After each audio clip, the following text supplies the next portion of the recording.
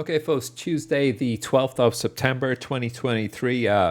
Welcome back to the weekly look ahead. We're a bit late with the Tuesday release today, and I was away last week doing some cycling, which was fantastic, but home to a bit colder weather here in Ireland at the moment. Anyway, what is going on in these markets? Well, yesterday we see analysts touting a 600 billion value boost on Tesla. Now, why is that? It's because of this supercomputer that they have called Dojo.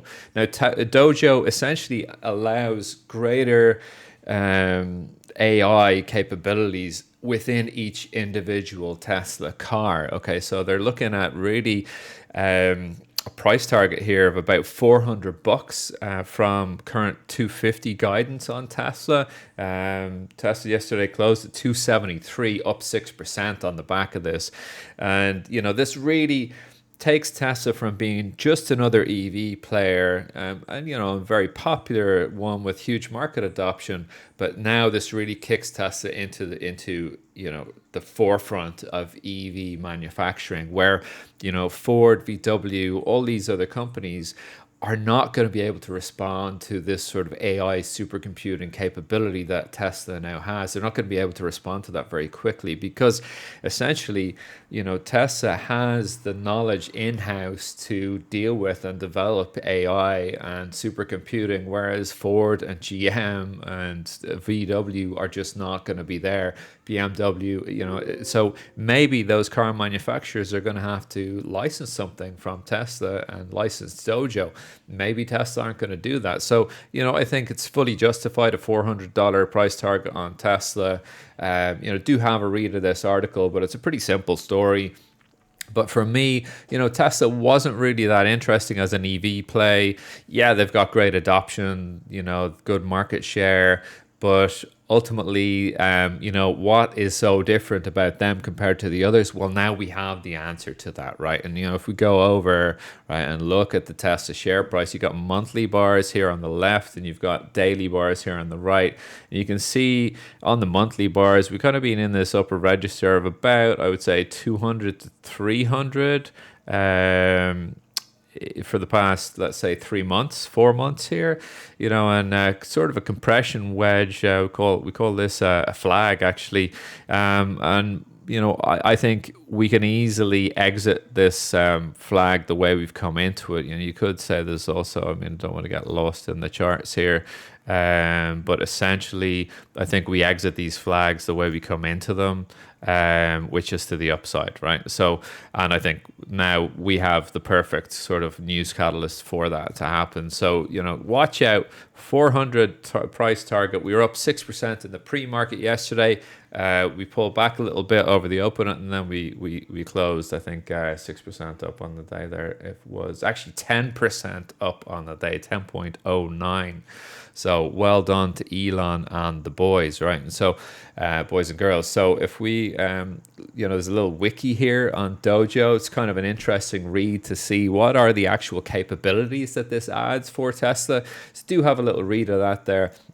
Something else that really happened in the market last week while I was away, but I did kind of soak up this news story from somewhere in France. But the Chinese government banning the use of Apple iPhones here. So it was a bit of a crash in Apple. Now this is actually, if you go on to read about this is kind of seasonally what we expect over the last 5 years. September, generally the worst month for Apple. Shares on average declining 4.5% compared to a 3.2% drop for the S&P.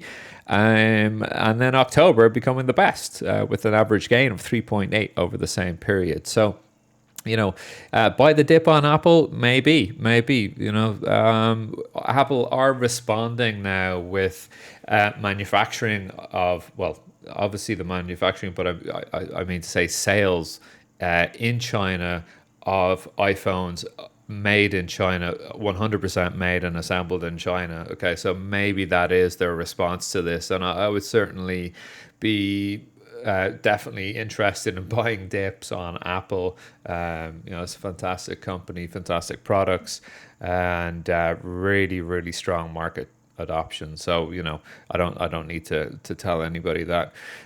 So it has been a little bit of weight on the tech sector, but we have Tesla now really propping up quite a lot yesterday. Something else that's quite large in the news and media cycle right now is, of course, um, our friend in North Korea. There's no picture here of Kim, but Kim is going over to Russia to Vladivostok. I hope I said that right. On his armor plated train. So he's actually 20 hours on his train from Pyongyang, all the way up here along to Vladivostok, and to see his good mate Vlad. And basically, I think Vlad has just said, "Listen, we're going to buy a lot of weapons off you guys. Get on that train and come and visit me." So Vladimir is probably not too happy about flying over this airspace, given that there may be U.S. carriers and maybe some bogeys in the Sea of Japan waiting for him. Um, but essentially, North Korea being the world's largest supply of munitions, and Russia burning through their shells, and so yeah, they're probably looking to do a deal, get some more weapons off Kim Jong Un, and a deal done. I don't really know if there's much more to this. I don't think they're having like a James Bond baddies conference where they're planning world domination. Who knows? Maybe they are. I don't know, man. But I think it's pretty much just as simple as Putin needs the guns and the bullets, and Kim's got them. So, yeah, I mean, what could we maybe have as tradable information out of this? I don't know. I don't know. I mean, here in the futures market, I don't really see anything going down here unless this turns into, an escalated situation. I don't see. I think this is a big nothing burger. I think it's going to be quite well covered by media, but it's it's just a nothing burger. What I found quite interesting is this little story on Bloomberg. The mighty American consumer is about to hit a wall. Now, normally I don't like covering this sort of pulp sort of stuff, but I did find some of the survey quite interesting. So this is what do they call this? They call this the Markets Live Pulse survey, and it's just really polling a huge amount of consumers here about how far do they think they can go with their savings, and then Bloomberg is kind of extrapolating when U.S. consumption might turn negative on a Q on Q basis, and really it's just kind of putting it out here that 56% of respondents coming back in early 2024. Now that in itself is still kind of a bit pulpy, not tradable information at all.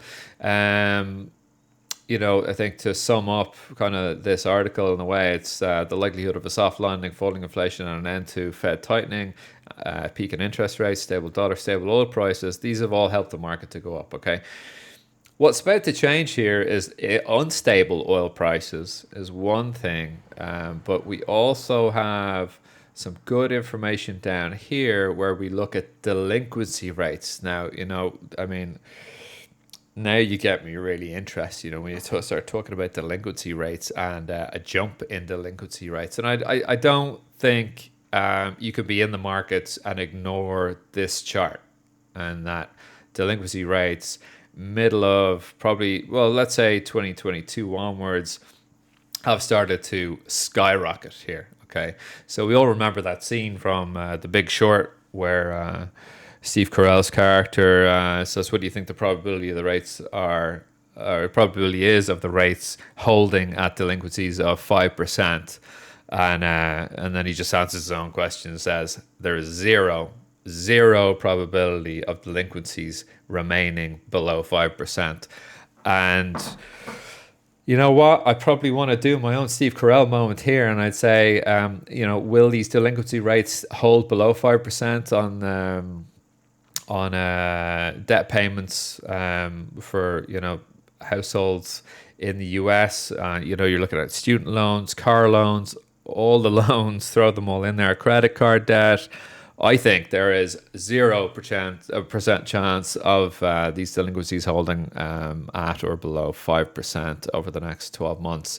But then again, what's the trade? What is the trade? Well, I don't really know what the trade is. I had a little bit of a delinquency love spell a couple of years ago when I did think delinquencies were going to jump big time, and I was looking to short some of the credit card companies in the US, but that was a big nothing burger. Luckily, I didn't execute any trades on that, and I would kind of be suggesting, not advising, but suggesting that nothing will probably come of this. I think these the debt can go on.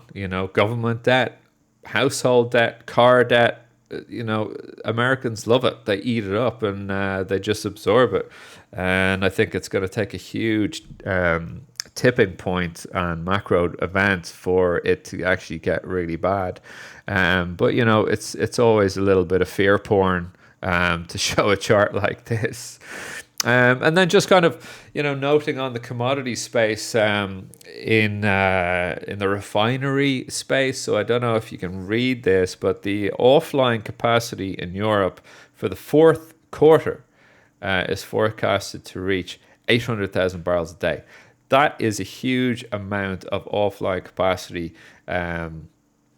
Rising, 200,000 barrels per day from the previous quarter, so about 40% below levels at the same time in 2019, pre-pandemic. So there is a hugely tight supply picture for diesel, jet fuel, bunker, all of this, oil, basically in Europe and indeed around the world coming right at us. And, you could be saying, right, well, oil is up quite a bit. Fine, it's getting priced in, but we're just at the foothills of what I think is going to be an extremely tight next 12 months in the oil and gas space.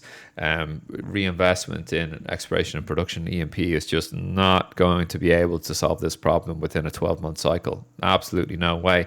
And if you monitor the rig count, Baker Hughes rig count every Friday, if you are an oil trader, you probably do, and you're seeing the rigs are not being added on there. The curve is to the downside. And gas rigs as well. Now, it makes a little more sense on the gas rig front because they are working down through a glut of supply that was really built up because of the Freeport LNG facility going offline, and I don't think it's fully fixed yet. But either which way, I think we're going to hold a bid in that gas over the next 12 months, and we're going to hold a very strong bid in oil over the next 12 months. There is a seasonal pattern where we will sell down between kind of October and December, but I think come mid-December, I think we're just going to rally from a point where we may not revisit for another 6 months. So just do keep that in mind. All right, jumping over back to these charts here, we'll say goodbye to Tesla. And actually here looking at oil on the top screen, you'll see that we've just had, really since June of this year, just such a great rally to where we are. And we're approaching back adjusted the invasion top, blow top of 90 spot 35, which is just a short hop, skip and a jump up from where we are. Do keep in mind that generally for us here in Duggan Capital, we're working within this area here. So it's 86.80s up to 89.42s.